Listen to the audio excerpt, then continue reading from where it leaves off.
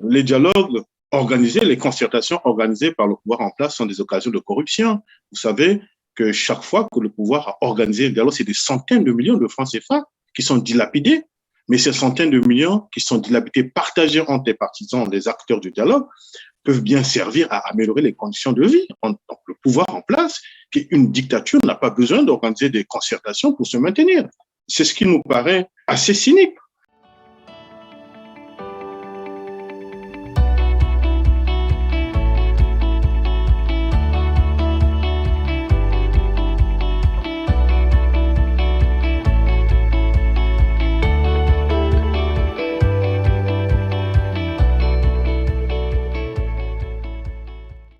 Bonjour, Monsieur Jean-Bruce Pombou Malonda. Vous êtes président du programme pour l'unité et le développement. Vous avez accepté d'aborder avec nous la question sur les élections législatives prochaines au Congo-Brazzaville et la concertation politique convoquée à Evo du 3 au 6 mars prochain. Soyez donc le bienvenu sur le plateau de Droit de Savoir. Bonjour, Monsieur Christian Perrin. Merci de m'accueillir sur vos antennes. Bonjour ou bonsoir, mesdames, mesdemoiselles et messieurs. Si vous nous rejoignez pour la première fois sur Télarc TV, soyez également les bienvenus. Je suis Christian Perrin. Alors, monsieur Jean-Bruce Pombou Malonda, une concertation politique est convoquée à Evo, Congo-Brazzaville, du 3 au 6 mars prochain. Y êtes-vous également convié? Votre question me fait sourire. Mais bien évidemment que non.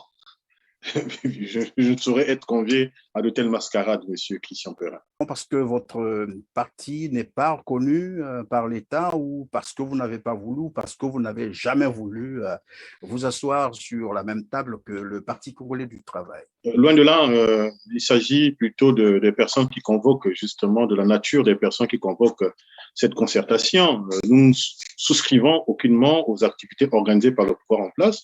Nous savons que tout ce qu'il fait, c'est des entourloupettes, c'est pour le maintien de la dictature congolaise au pouvoir. Donc, toute activité qui a trait aux élections organisées par le pouvoir en place n'a but qu'à maintenir la dictature en place. Donc, on ne peut pas souscrire à ces activités-là. Alors donc, vous êtes, je rappelle, président du programme pour l'unité et le développement, et c'est un parti de l'opposition, du centre ou de la résistance. Notre positionnement est clair par rapport au pouvoir, donc nous sommes contre le pouvoir de Brazzaville. Alors donc, vous avez opté pour boycotter les élections législatives, si j'ai compris, c'est cela? En effet, oui, nous avons boycotté. En faisant quoi exactement? Je ne vous ai pas compris, pardon. En faisant quoi exactement? Comment allez-vous faire pour boycotter ces élections? Ben, écoutez, un homme politique ou un parti politique n'existe pas en dehors du peuple. Donc, nous ne sommes pas seuls, nous avons le peuple avec nous, nous parlons au peuple, nous sommes des représentants du peuple. C'est à eux que nous nous adressons. Donc, nous invitons le peuple congolais à ne pas se rendre aux urnes et ça n'est pas sans raison. Nous avons des raisons valables. Voilà, donc le peuple congolais, le PRUD invite le peuple congolais à ne pas se rendre aux urnes pour plusieurs raisons. Pourtant, le dialogue, comme la concertation, est toujours présenté comme la meilleure option en politique pour trouver les solutions aux problèmes qui minent le pays, non? En principe, oui, vous le dites si bien, mais ce dialogue organisé par le pouvoir en place, le pouvoir de M. Denis Sassou Nguesso n'est pas à son premier essai. C'est le énième dialogue que nous organisons, mais est-ce que le cahier des charges soumis par l'opposition est respecté? Que non. Jusqu'ici, rien n'a été tenu compte. Le pouvoir a tracé sa voie et dans son agenda. Les dialogues, y compris celui d'Oyo, n'a but qu'au maintien de la dictature, la continuation donc, du système en place. Donc, c'est pourquoi nous ne souscrivons pas à cette forme de dialogue. D'ailleurs, on ne parle pas de concertation. Nous avons besoin, le PRUD est pour un dialogue, pas pour une concertation. La concertation est un dialogue à minima. Nous voulons un dialogue réfondateur. Or, les concertations organisées par le pouvoir en place, ce sont des ententes, ce sont des arrangements avec des opposants qui ne le sont réellement pas, qui ne le sont que de nom. Donc, on ne peut pas souscrire, on ne peut pas accompagner ou approuver les concertations organisées par le PCT et son représentant, M. Denis Sassou Nguesso. Alors, ce qui est vrai, c'est que le discours qui consiste à demander à la population congolaise de rester chez elle, de ne pas aller voter, ou de s'abstenir, ou encore parfois il est arrivé qu'on appelle à la désobéissance civile. C'est un discours qu'on a beaucoup entendu, longtemps entendu, et parfois il est arrivé aussi que la population suive évidemment ces instructions. Mais au bout du compte, les résultats sont déjà en fait connus d'avance, comme qui dirait. Les dés sont pipés. Quel intérêt de reprendre, d'en appeler tout le temps à la population congolaise de ne pas aller voter, lorsqu'on sait que finalement ces élections généralement sont truquées d'avance? Alors, vous le savez certainement comme moi que la politique est une course de marathon, non de vitesse. Donc, je pense qu'il faut insister, instruire, informer le peuple congolais parce que c'est au fur et à mesure des informations, des discours que nous tenons, de l'édification que le peuple finalement finira par intégrer que les dialogues, les organisations, les activités organisées par le pouvoir en place ne profitent pas au peuple. Je veux revenir sur la question du dialogue et des élections. Les dialogues organisés, les concertations organisées par le pouvoir en place sont des occasions de corruption. Vous savez que chaque fois que le pouvoir a organisé un dialogue, c'est des centaines de millions de francs CFA qui sont dilapidés. Mais ces centaines de millions qui sont dilapidés, partagés entre les partisans, les acteurs du dialogue, peuvent bien servir à améliorer les conditions de vie. Donc, le pouvoir en place, qui est une dictature, n'a pas besoin d'organiser des concertations pour se maintenir. C'est ce qui nous paraît assez cynique. Donc, pour édifier le peuple, nous sommes obligés d'en appeler chaque fois, d'interpeller la conscience. C'est un peu le rôle à nous autres politiques, c'est de faire de la pédagogie. C'est de faire comprendre au peuple progressivement que ce que le pouvoir en place, la dictature est en train de faire, ne contribue pas à l'amélioration de son bien-être. Et c'est un travail de longue haleine. Nous allons continuer à le faire jusqu'à ce que le peuple intègre réellement une prise de conscience générale de la société congolaise et à partir de là, les choses pourraient changer. Voilà. Oui, vous parlez de la corruption organisée pour ces concertations, mais en réalité, qu'est-ce que vous redoutez réellement de ces concertations en dehors de cette corruption? Non, nous ne redoutons rien puisque nous savons que le pouvoir en place se maintient par ses subterfuges, ses astuces, mais nous déplorons, nous regrettons plutôt que ça se passe comme ça parce que M. Denis Sassou Nguesso n'a pas besoin d'organiser des élections pour se maintenir au pouvoir. C'est une dictature. Il lui suffit de décréter sa longévité, son maintien à vie au pouvoir pour que ça se fasse. Pourquoi a-t-on besoin d'organiser les élections au Congo pour dilapider de l'argent? C'est la corruption, c'est l'argent détourné, l'argent des Congolais qui est détourné. Les élections coûtent très cher au Congo. Les élections, c'est des occasions de détournement d'argent, c'est des occasions de corruption. Il y a des milliards de francs CFA qui sont injectés pendant ces occasions-là. C'est un gâchis, c'est un gaspillage énorme. Parce que cet argent-là aurait pu servir à l'amélioration des routes, à la réhabilitation des hôpitaux, à la construction des écoles, à l'investissement, au financement des entreprises privées, de l'activité économique au Congo. Donc, vous voyez, ça nous fait très mal. C'est ce cynisme-là, ce manque de patriotisme.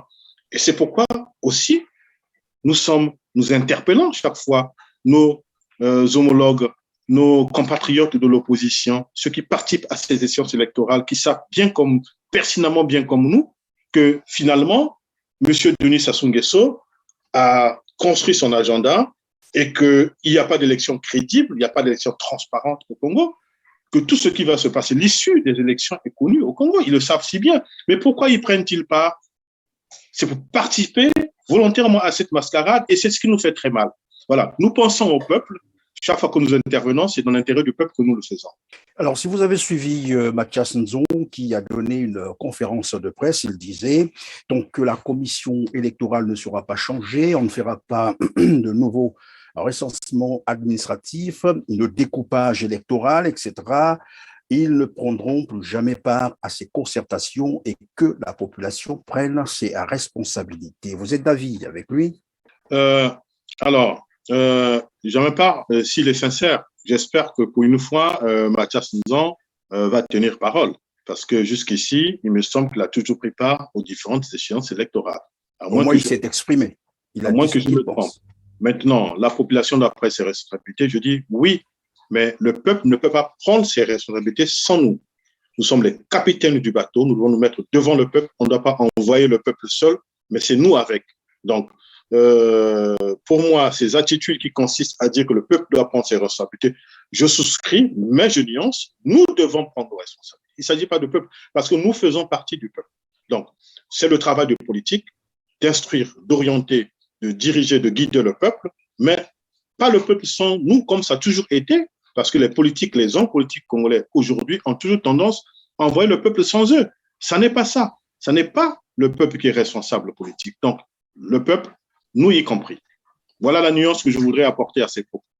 Alors, si j'ai bien compris, vous n'êtes ni pour la concertation, ni pour les élections législatives. Alors, mais à quoi ça va avancer, monsieur Christian Perrin, c'est une lapalissade. Mais à quoi ça va avancer le peuple congolais, ces élections qui sont jouées d'avance? Oui, mais comment vous entendez vous y prendre finalement? Que souhaitez-vous faire finalement? Nous n'allons cesser de parler, de discourir, d'interpeller le peuple, de mener des actions. On ne va pas tout décliner ici. Et nous allons contacter justement nos partenaires internationaux pour continuer à faire bloc, pour continuer à interpeller la dictature congolaise et aussi, vous vous souvenez que nous en avons appelé à une convergence des luttes pour continuer, pour amplifier la lutte contre ce pouvoir-là, pour le bouter dehors. Donc, le but pour nous, c'est de mobiliser le peuple, puisque le dialogue auquel nous avons toujours appelé ne nous est jusqu'ici pas offert. On ne parle pas de ces conséquences, d'un vrai dialogue réfondateur, inclusif, donc où tout le monde sera représenté. C'est de ce dialogue dont nous parlons. Ce n'est pas ces parodies de dialogue que le pouvoir en place, que le PCT organise pour se maintenir au pouvoir. Donc, nous allons continuer à en appeler au peuple. Nous allons continuer à nous mobiliser. Nous continuerons justement à mobiliser nos partenaires pour faire en sorte que la situation s'améliore pour une fois, que les Congolais vivent dans un pays où ils devront se soigner gratuitement. L'école sera gratuite parce que l'école ici est très chère. Les écoles publiques ont été désertées, ont été appauvries, ont été, désalifiées au profit des écoles privées. Donc, l'éducation coûte désormais cher au Congo. Le transport coûte cher. Donc, on veut d'un État où les Congolais se sentiront heureux. C'est ce pourquoi nous nous battons. Voilà. Alors, je disais d'emblée que depuis son retour au pouvoir par un coup d'État sanglant, Denis Sassou Nguesso a toujours organisé des élections qu'il gagne, entre guillemets, tout le temps, et que l'opposition a toujours, comme qui dirait, à boire tout le temps et la caravane passe. Est-ce qu'on peut penser que quelque part, il y a que cette opposition a un petit souci quelque part quand même? Alors, M. Denis Sassou Nguesso a toujours gagné les élections, certes, mais ça n'est pas l'expression des urnes réelles. Donc, l'a gagné par les voies de la tricherie. Voilà, là, je voudrais justement apporter cette précision. Les Congolais n'ont jamais voté pour Denis Sassou Nguesso, ils ne voteront jamais pour lui parce que les Congolais ne le portent pas.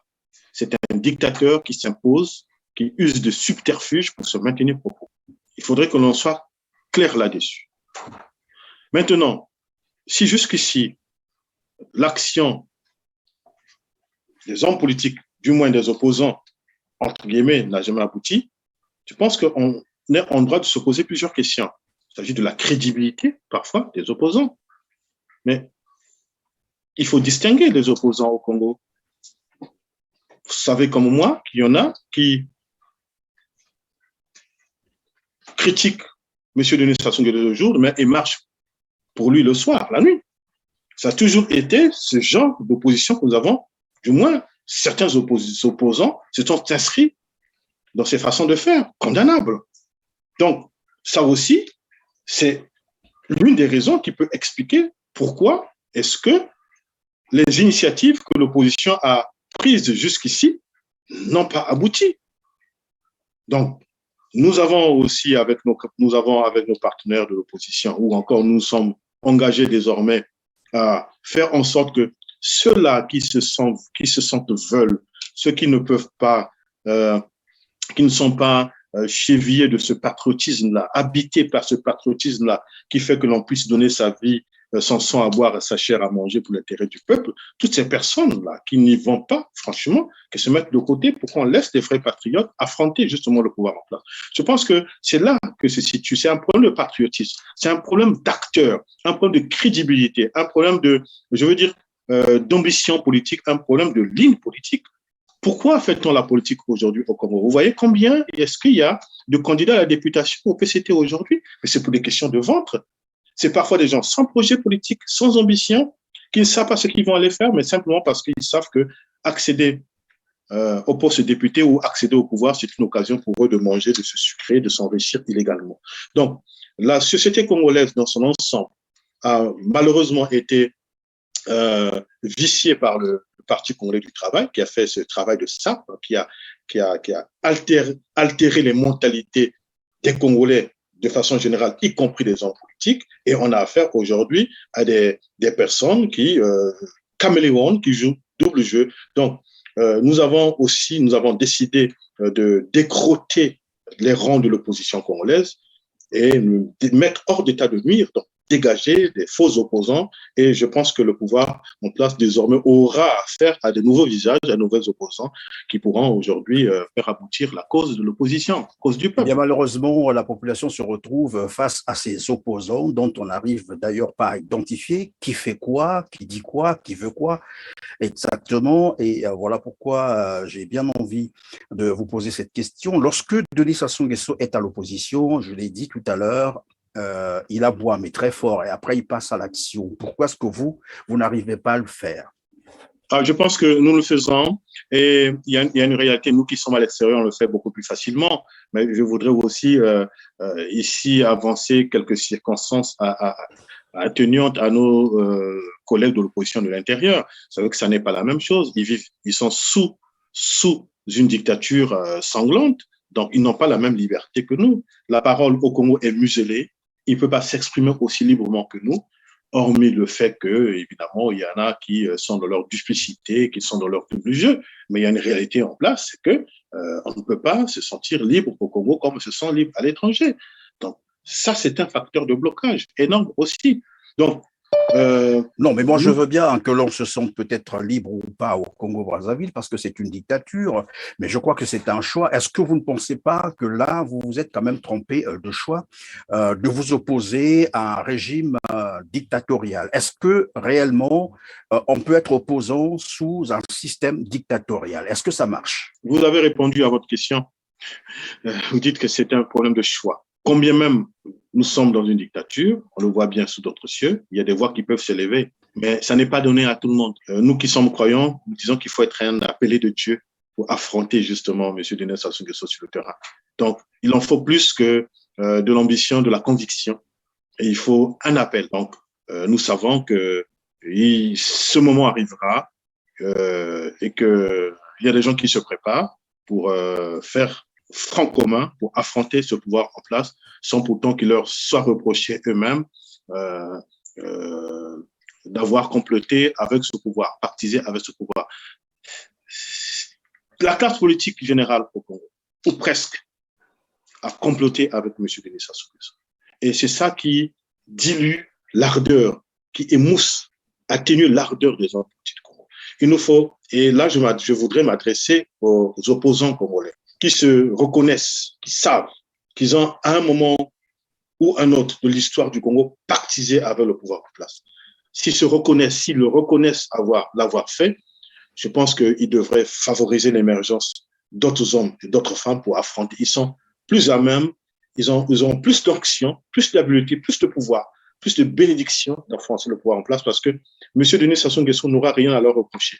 Mais dès lors que vous avez comploté avec Sassou, vous avez comploté avec le diable, vous ne pouvez pas vous retourner du jour au lendemain contre lui, il aura raison de vous.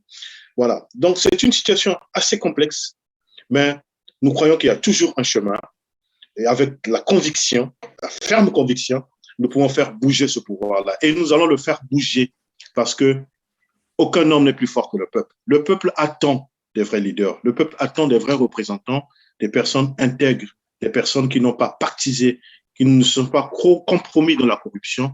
Et nous pensons que nous faisons partie de ces personnes-là qui pourront faire bouger les choses au Congo. Et vous pensez que lorsque vous parlez à ce peuple, il vous écoute parce que finalement, lorsqu'arrivent les élections, on voit la même population en train de courir derrière ces candidats pour une petite coupure de 2000 francs CFA, pour une petite coupure de 500 francs CFA. On a l'impression que finalement, vos discours, vos déclarations n'ont aucun impact sur cette population. Ce sont des petites minorités. Ne vous fiez pas aux petites captures d'images qui sont faites ça et là, des petites vidéos qui sont balancées. C'est une toute petite minorité. Je peux vous rassurer que le peuple congolais est un peuple intègre, est un peuple digne. Le peuple congolais, c'est un peuple qui a une certaine fierté et qui ne se laissera pas, ne se laisse pas corrompre. Donc, c'est des images, c'est la manipulation de l'information, ce à quoi nous allons faire. La majorité du peuple congolais attend sa libération et est prête à vivre, à mourir de faim parce que pour la soif de la libération, de la liberté, la soif de la démocratie, pour faire valoir ses points de vue. Je connais ce peuple-là puisque j'en fais partie et je sais que le moment viendra où le peuple congolais prendra le dessus sur cette dictature. Donc, je n'ai aucune crainte, je n'ai aucun doute sur la fierté du peuple. Alors, sous quelles conditions pourriez-vous donc finalement vous asseoir avec le régime en place au Congo-Brazzaville? Alors, nous l'avons toujours dit que le régime en place est un tout, mais au sein de ce régime, il y a quand même des personnes sensées qui malheureusement n'ont pas la primeur de la parole. C'est généralement des gens dont la parole est étouffée. Mais la seule condition, c'est le départ de M. Denis Sassou Nguesso par tout moyen. Même si nous, au PRUD, nous prenons la voie du dialogue, si vous avez bien suivi notre dernière intervention, vous avez dit que tout est bon à prendre. Même ceux qui vont user justement de manière forte pour faire partie de ce monsieur-là, pour nous, le plus important, c'est qu'il parte.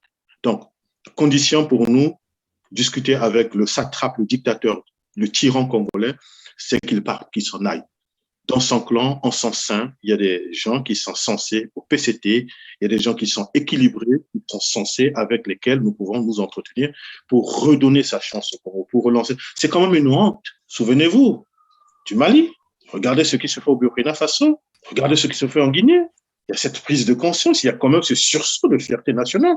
Donc, les Congolais aussi en sont capables, même si aujourd'hui, M. Denis Sassou Nguesso pense qu'il est en train de gagner, mais nous savons que sa fin est proche. Nous savons que sa fin est proche et il s'accroche au pouvoir, il corrompt à gauche-droite, organise des élections, des parodies électorales, il fait feu de tout bois pour se maintenir au pouvoir, mais en son sein, au sein du PCT, il y a des voix qui se lèvent petit à petit, ce qui ne pouvait pas, on ne pouvait pas imaginer hier, mais aujourd'hui, nous avons des gens qui objectent quand même, qui les interpellent quand même sur leur façon, leur malgouvernance. Donc, c'est avec ces personnes-là que nous allons gérer, hein, y compris au MCDDI, à l'UPADS, au RDPS, dans toutes les structures politiques. Il y a des Congolais quand même dignes et intègres avec qui nous pouvons discuter pour redresser ce pays. Voilà. Ça ne peut pas être avec M. Denis Sassou Nguesso, ni avec les flagorneurs qui l'accompagnent de la mise à sac du Congo. Je sais que votre parti est bien assis à Pointe-Noire.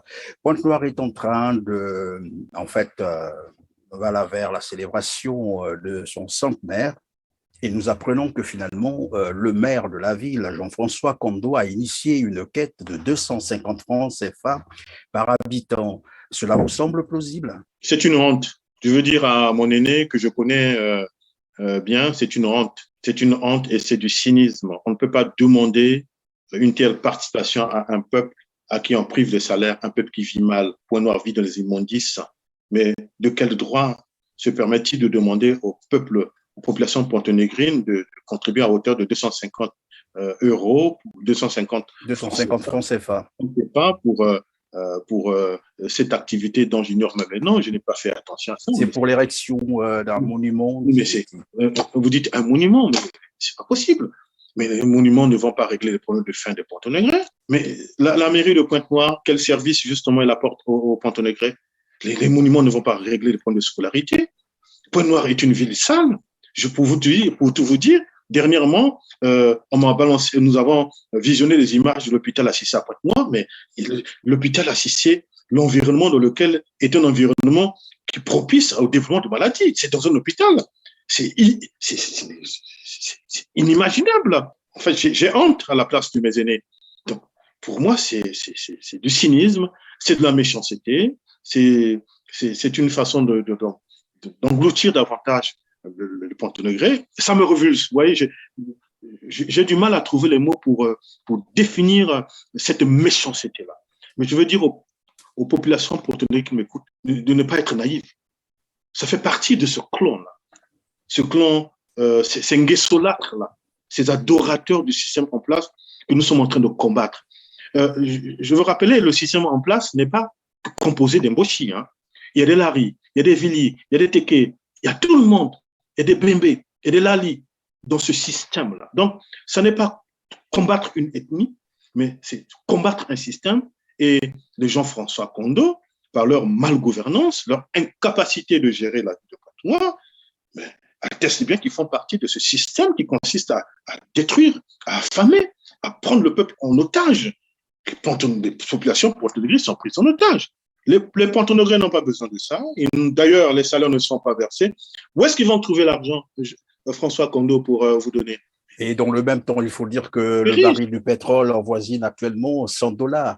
Et comment on peut continuer à les demander 250 francs CFA à la population, et alors qu'à côté, on a l'argent du pétrole? C'est une absurdité. L'argent, les gains supplémentaires issus justement de l'augmentation du baril de pétrole, mais sont empochés. C'est méchant. Ces personnes-là, je veux dire, mais Seigneur, mais il faut qu'un jour qu'elles soient éventrées, parce que qu'on purge un peu les ventres de ces personnes-là. Elles mangent, elles se débrouillent, elles sont à l'aise. C'est une façon de se moquer des populations pour le gris. C'est dommage que ça vienne des fils du Kwilu qui complotent pour mater ce peuple du Kwilu, leurs propres frères et leurs propres sœurs. C'est dommage que ça vienne de mon aîné, mais je ne souscris pas. Je dis non, je m'y oppose fermement. En tout cas, merci, monsieur Jean-Bruce Pombou Malonda, d'avoir été avec nous. Je rappelle que vous êtes permettez-moi, monsieur Christian vous avez quelque chose à dire? Je vous oui, permettez-moi, mais il y a un fait qui nous a certainement échappé. C'est ce nouvel hôpital que on a construit récemment à Patral, je pense, à Pointe-Noire, dans la périphérie de Pointe-Noire. Mais c'est dommage. Nous apprenons ici que les populations, c'est inaccessible au budget des populations de Pointe-Noire. Vous voyez, on érige un hôpital inauguré en pompe par des autorités d'un pays, mais un hôpital inaccessible aux populations. Et dans quel monde sommes-nous? Dans quel monde inaccessible aux populations, c'est-à-dire peut-être un peu beaucoup plus. Mais c'est hors de portée du budget congolais. Les Congolais sont mal payés quand ils ne sont pas du tout. Les Congolais n'ont pas d'argent, le peuple congolais est pauvre, le peuple pontonegrais est pauvre. La consultation est à combien? 5 000 francs CFA?